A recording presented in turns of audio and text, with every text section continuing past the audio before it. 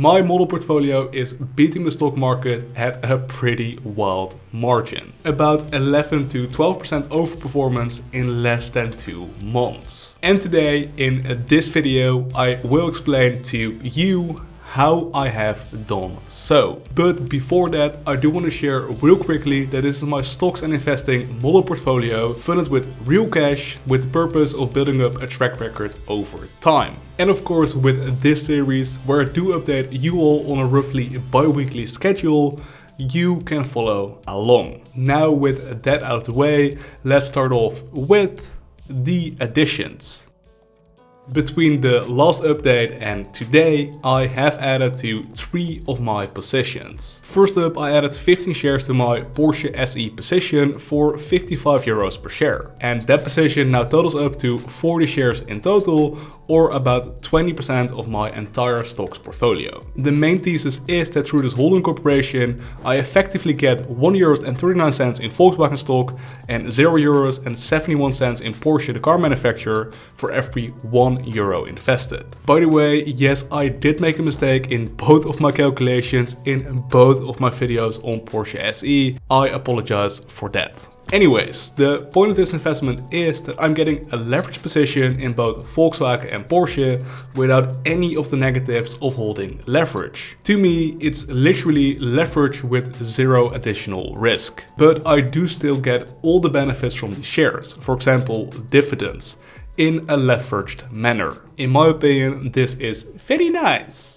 Next up, I've added 5 shares to my Alphabet or Google position for about $95 per share, which now totals 15 shares or about 12% of the entire stocks portfolio. For this one, I am paying basically slightly more than a 15x price to earnings ratio, while I'm buying a company which has a significant track record of growth. And with these significant competitive advantages baked into the business and the growth that I'm predicting for Google heading into the future, I believe I'm getting a very good risk versus reward scenario at the tech company. Lastly, we have added 5 shares of Tesla for $142 per share. And in total, the portfolio now holds 10 shares or about 14% of the portfolio in Tesla stock. Tesla is built different. It's literally a company growing at about 50% on an earnings basis, while I paid about a 40x price to earnings multiple. I believe that is a tremendous deal. But of course, it is a significantly worse deal than my original purchase at $106 per share. And personally, I will not be buying more Tesla shares above the $150 per share mark. A bit of foreshadowing, but I do believe these shares will be a part of this portfolio for a very long while still. And those were all the additions between the last update and this one. And you can see the entire portfolio on your screen right now. There is one more thing I want to bring to your attention, and that's the cash position. It's at about 12% right now. We are getting a cash influx in early February, so in a couple of days now. So that would mean the portfolio would be roughly at 20% cash at this moment in time. No matter how you spin it, that is still quite some dry powder to deploy over the next couple of months. We can deploy this capital whenever we see value.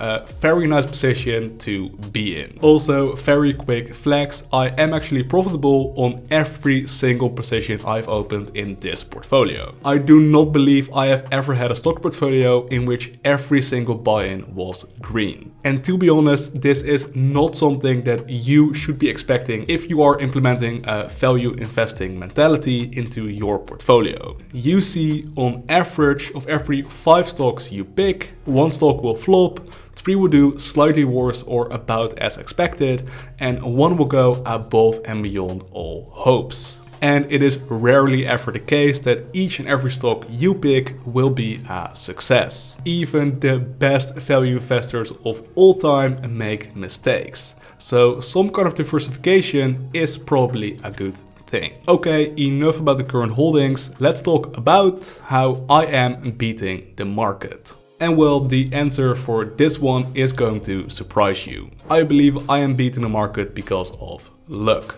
You see, value investing in essence is a contrarian principle. And because a value investor in essence is a contrarian and someone with a long-term outlook, they can beat the market on the long term. But beating the market on a 2-month time frame thanks to value investing, no, that's just 100% luck. During this part of the economic cycle, I happen to gravitate towards volatile stocks. So Tesla, which is a big winner of mine, UWMC, which is also a pretty darn big winner, and of course ASTS, which is also a big contributor to our returns. I do want to emphasize, I only recognize that I got a good deal on these investments.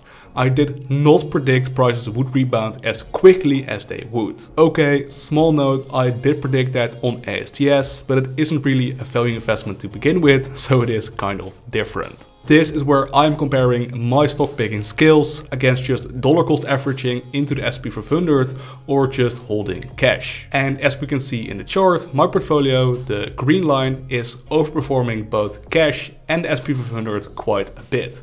In fact, at about 12% overperformance. So am I confident that this number, the overperformance, will be positive on a multi-year time frame?